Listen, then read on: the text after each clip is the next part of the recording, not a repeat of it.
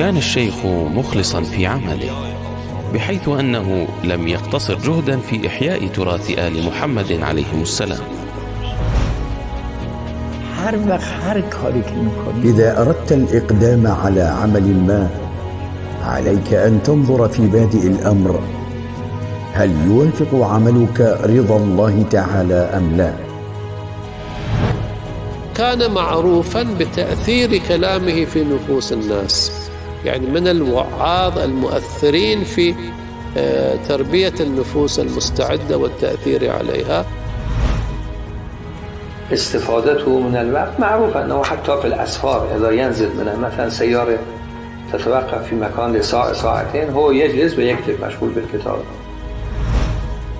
كما بالإمكان القول بكل جرأة إن للشيخ رحمه الله 110 تأليفا لم يستفد من أي منها أي فائدة مادية أبدا.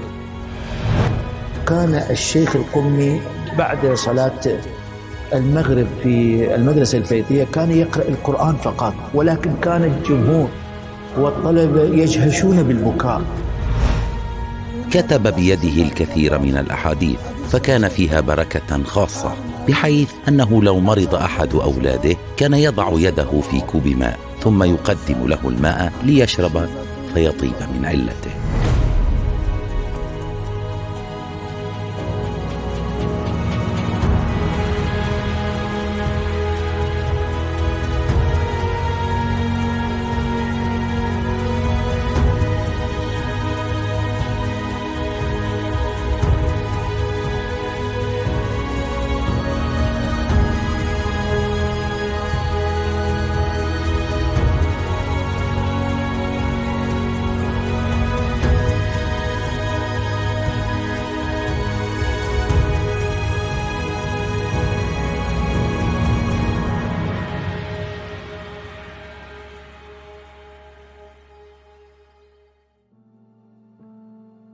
المحدث عباس القمي رحمه الله واحد من أولئك العلماء الأتقياء الذين اشتهروا بين عموم الناس وخواصهم بالصفات العليا والقيم الفضلى والخصائص المثلى.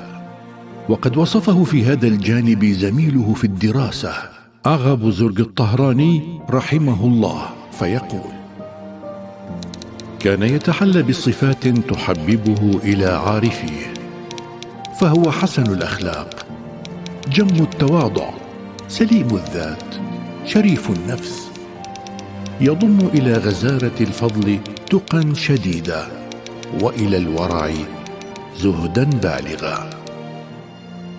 الشيخ عباس القمي رحمه الله واقعا يستحق أن يقال له مظهر ومثال الورع والتقوى، وفي الواقع مظهر الإخلاص لله سبحانه وتعالى. أنا أتصور قويا مضافا إلى ملكاته الفاضلة، مضافا إلى زهده، ورعه، تقواه، بل شدة تقواه رحمه الله، إخلاصه كان عامل مهم جدا في تقدمه في هذه المجالات. يعد الإخلاص من أهم السمات والخصائص التي تحلى بها المحدث القمي رحمه الله، فقد أخلص لله سبحانه في القول والعمل. أعتقد أن سر توفيق الشيخ عباس القمي رحمه الله هو إخلاصه في عمله، وإن كل أثر حسن انتشر منه كان بسبب هذا الإخلاص. وهذا الإخلاص الذي عنده واقعا عديم النظير. كان آية من آيات الإخلاص هذا الشيخ العظيم. أذكر بعض الشواهد والقصص، إذ أنه يعرف الإنسان من خلال سيرته، ولا سيما السيرة الذاتية والسيرة الاجتماعية، أنه كيف كان مخلصا في عمله، حيث أنه كان يصلي الجماعة في جوهر شاد، المسجد الذي بقرب حرم الإمام الرضا عليه الصلاة والسلام شمس الشموس، في شهر رمضان. في الصلاة الأولى صلى بالناس إماما، ثم بعد ذلك في الصلاة الثانية ترك الجماعة وذهب. سئل عن سبب ذلك، أنه كيف ترك الجماعة، قال: في الركعة الأخيرة سمعت من يريد أن يلتحق بالجماعة، فكان بعيد الصوت، فخطر في ذهني أنه الجماعة كبيرة والصفوف عديدة. بمجرد أن خطر في ذهني هذا عرفت أنه ربما لا أكون مخلصا في صلاتي، فلذا ترك الصلاة الثانية. هذا إن دل على شيء يدل على عظمة إخلاصه. من الأخلاق الحسنة التي تحلى بها المحدث القمي رحمه الله أنه كان ذا تواضع جم يجعل القاصي والداني لا يشعر أنه أمام علم من الأعلام يختزن من العلم والتقوى ما يختزن. ومن صور تواضع المحدث القمي رحمه الله أنه لم يقدم نفسه على أي أحد، فكان يجلس في أدنى الأماكن لو دعي إلى مجلس، ولو مدحه أحد ترجى منه تغيير الحديث وقطع المدح قائلا: إني أعلم بحقارتي ودناءتي. ومما يذكر في هذا الجانب ما حكاه السيد سلطان الواعظين الشيرازي رحمه الله، حيث قال: كنت جالسا في سرداب سامراء وبيدي كتاب مفاتيح الجنان في أوائل نشره وطبعه، فرأيت شيخا جالسا في جنب السرداب وعلى رأسه عمامة صغيرة ويذكر الله، فسألني الشيخ: لمن هذا الكتاب؟ قلت: للمحدث القمي الحاج الشيخ عباس. فبدأت بمدح مؤلف الكتاب، فقال لي الشيخ: لا يستحق مؤلفه هذا المدح، فكف لسانك عن مدحه واتركه. فقلت له بضجر: قم واذهب يا شيخ. فقال لي شخص في جنبي: تأدب يا فلان، هذا الشيخ هو المحدث القمي الحاج الشيخ عباس. فقمت واعتذرت إليه وأردت تقبيل يده فمنعني، ولكنه أخذ يدي وقبلها وقال: أنت سيد. من مزايا المحدث القمي أنه كان يخاف أن يكون من مصادق كبر مقتا عند الله أن تقولوا ما لا تفعلون. فماذا كان يصنع؟ قيل له هكذا سمعنا ورأيت في بعض ما كتب عن سيرته أنه أعطى كتابه لمن يطبعها أيام النجف أو مجيئه إلى إيران، ليس المهم ذلك، ولكن عندما أعطى كتابه للمطبعة للنشر أو للناشر تراجع عن رأيه، قال: أرجو أن لا تطبع كتابي هذا. بعد السنة جاء وقال: الآن اطبع الكتاب. قال: لما أخرت نشر الكتاب؟ قال: أردت أن أعمل بكل ما فيه. عاش المحدث القمي حياته كلها ذاكرا لله سبحانه وتعالى في كل أحواله، جاعلا رضا الله المعيار العام في كل حركاته وسكناته. كان يوصينا أبي دائما يقول لنا: إذا أردت الإقدام على عمل ما عليك أن تنظر في بادئ الأمر هل يوافق عملك رضا الله تعالى أم لا.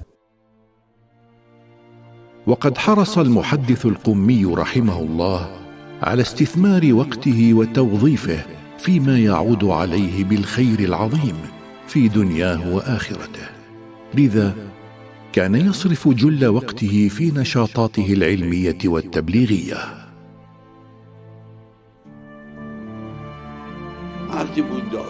كان يتحلى رحمه الله بعدة صفات، منها أنه كان رجلا دؤوبا في عمله، لم ينقطع عن الكتابة أبدا حتى في سفره. في طريقه إلى طهران مثلا كان يحمل معه دواة وقلما، فإذا توقفت السيارة وسط الطريق كان يخرجهما ويبدأ الكتابة لكي لا يضيع من عمره دقيقة واحدة. معروف أنه حتى في الأسفار إذا ينزل من مثلا سيارة تتوقف في مكان لساعة ساعتين هو يجلس ويكتب مشغول بالكتاب. ينقل ابنه عن والده، كان يبدو معه في سفرة من الأسفار إلى بلاد الشام لزيارة الآن السيدة زينب صلوات الله عليها. بلاد الشام فيها أماكن للزيارة، للسياحة، للفسحة، يقول: ولكن أبي كان مكبا على تأليفه، وكان يرفض الذهاب لهذه الأماكن السياحية لئلا يأخذ من وقته. وأنا أقول حقيقة لو أن محدثنا القمي كان ذهب إلى بعض الأماكن السياحية ذلك كان أمرا يعني فانيا، ما عندكم ينفد، ولكن الساعات أو الأيام التي جلس فيها في المنزل هناك في الشام يعني، ولم يذهب لأماكن الاصطياف، لعل بعض صفحات مفاتيح الجنان أو سفينة البحار أو منازل الآخرة أو منتهى الآمال، هذه الكتب المعروفة لعلها كتبت في تلك الأيام والساعات، شتان بين سويعات تمضى في تأليف هذه الكتب القيمة وبين سويعات تمضى بين البساتين والأشجار إلى آخره. هذا درس لنا جميعا أن نستغل كل لحظات العمر والحياة فيما يرضي الله سبحانه وتعالى.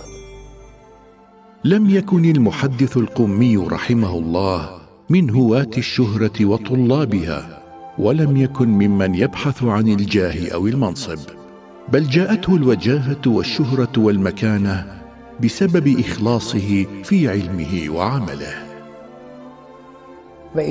كانت حياته في غاية البساطة، زهده وورعه إخلاصه، وحال عجيب إنصافا في حياته من هذا الرجل. عاش المحدث القمي رحمه الله حياة بسيطة، زاهدا قنوعا بما آتاه الله، حتى أصبح الزهد خلقا من أخلاقه الفاضلة وسجية من سجاياه الطيبة. كان لا يظهر أي رغبة بأمر من أمور الدنيا، لم تتعلق نفسه بشيء منها. بالتأكيد لا أعني أنه كان يفترش الطرقات، لا، ليس بهذا المعنى، لكنه كان يملك حياة بسيطة جدا، وسبب ذلك أنه كان يخاف الإسراف فيسأل عن ذلك يوم القيامة. كما بالإمكان القول بكل جرأة إن للشيخ رحمه الله 110 تأليفا لم يستفد من أي منها أي فائدة مادية أبدا. أولا يطالعنا زهد المحدث القمي.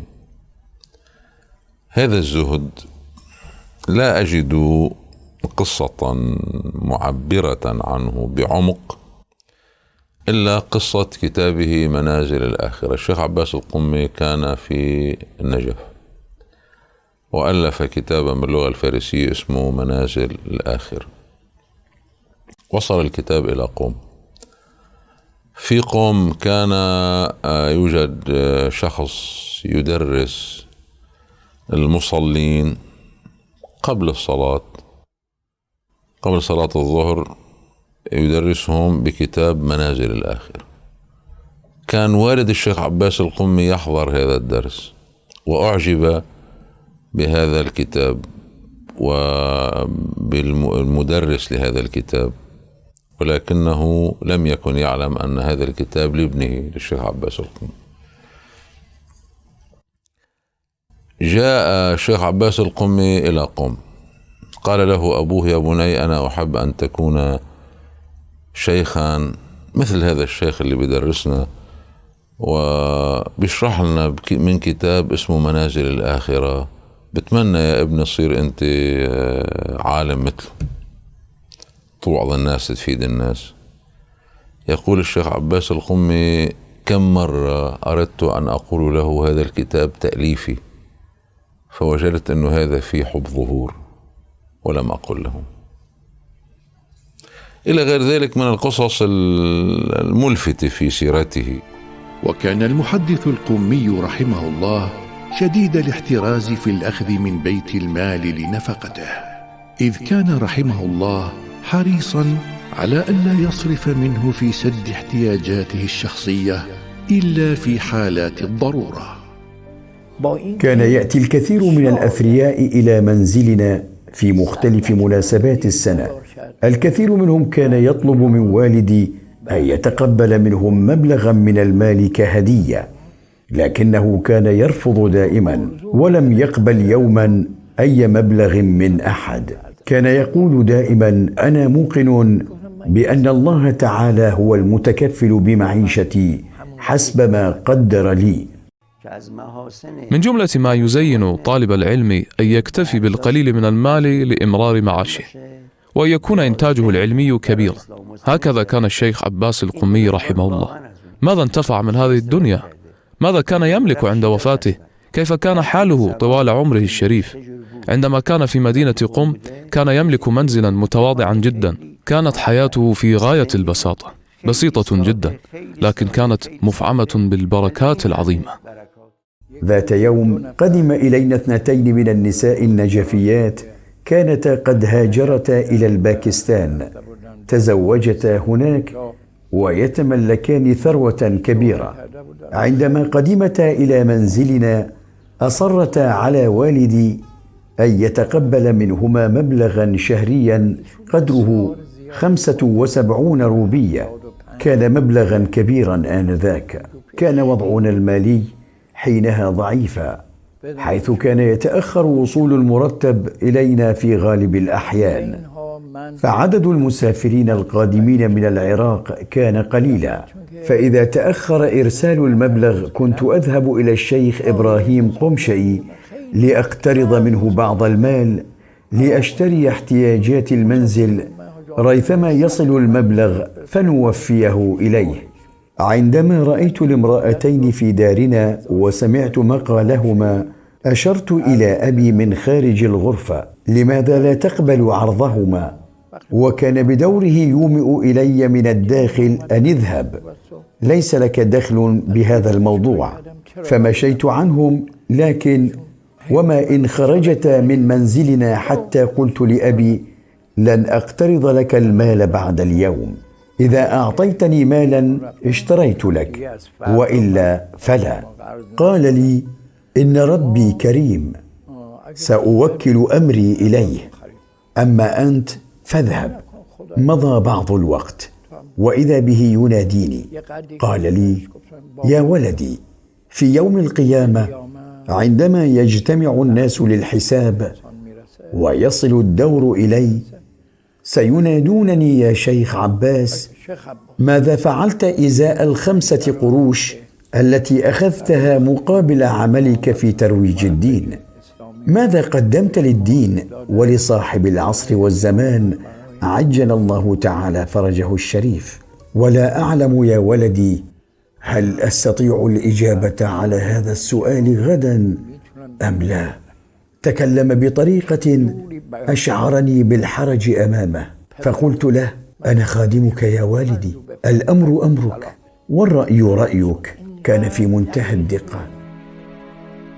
وفيما يتعلق بالجانب العبادي، فقد حرص المحدث القمي رحمه الله على التفرغ للعبادة والاشتغال بها والإتيان بالمستحبات والنوافل، وكان يرى أن القيام هو من أفضل المستحبات.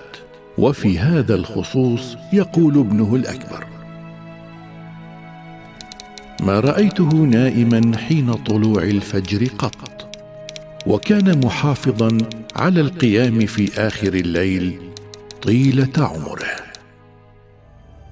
ينقل عنه ولده، لعل الميرزا علي من أولاده، ينقل بأن والدي لم يترك صلاة الليل حتى في السفر، يعني كان مواظبا إلى درجة بحيث لا يمكنه يتحمل تفويت صلاة الليل بلا داعي وبلا مجوز شرعي وبلا عذر شرعي.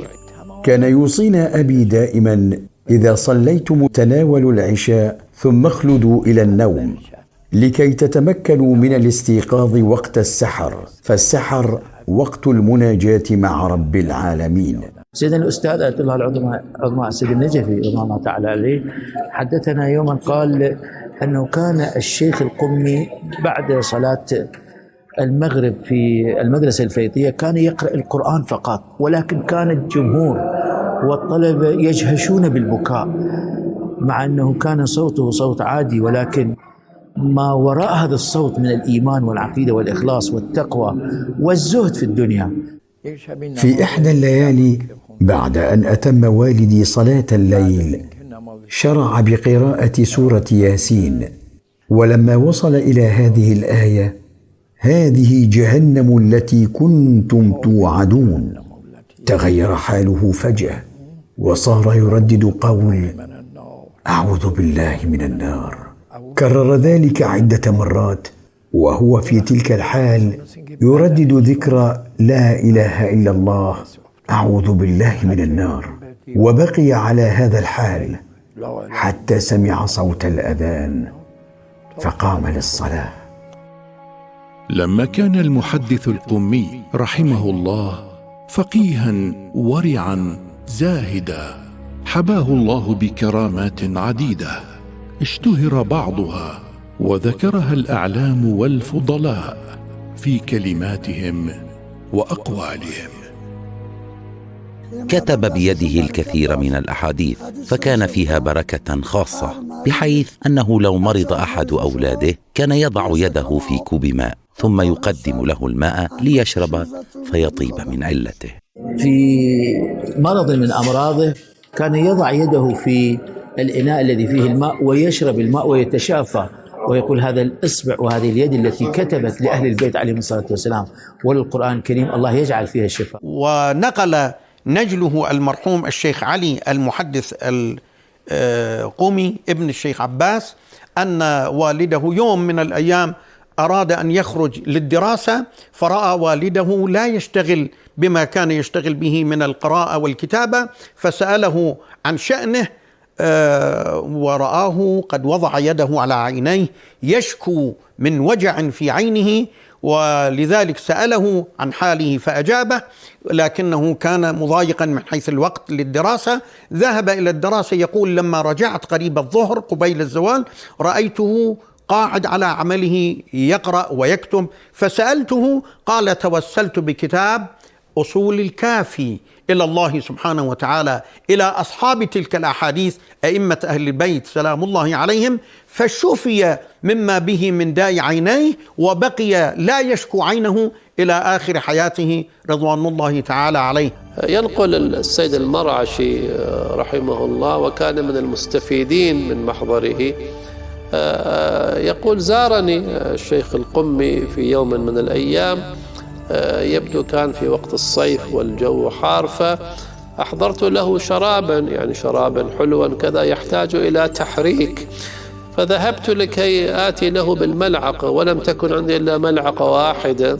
كنت أردت أن أغسلها ثم أجلبها للمحدث القمي، وإذا بي قد سبقني، قال: لا حاجة للملعقة، أنا خلطت هذا الشراب بإصبعي بيدي.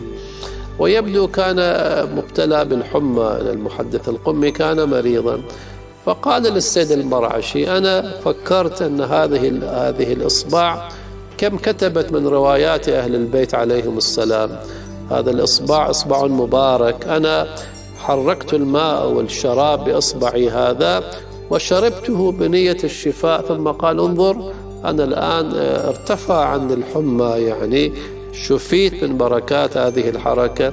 هذا اعتقاد من يرى أن الإصبع التي كتب بها روايات أهل البيت يختلف عن باقي الأيدي والأصابع، فيها خاصية الشفاء. هذا المعنى أيضا يكشف لنا عن عمق اعتقاد ومحبة المحدث لروايات أهل البيت، وأن كتابتها له أثر وضعي، الكتابة لها أثر وضعي، فكيف بالعمل، كيف بالاتباع، كيف بترويج روايات أهل البيت، لأن المعصوم هو الذي ترحم على الذين يحيون ذكر أئمتهم، رحم الله من أحيا أمرنا.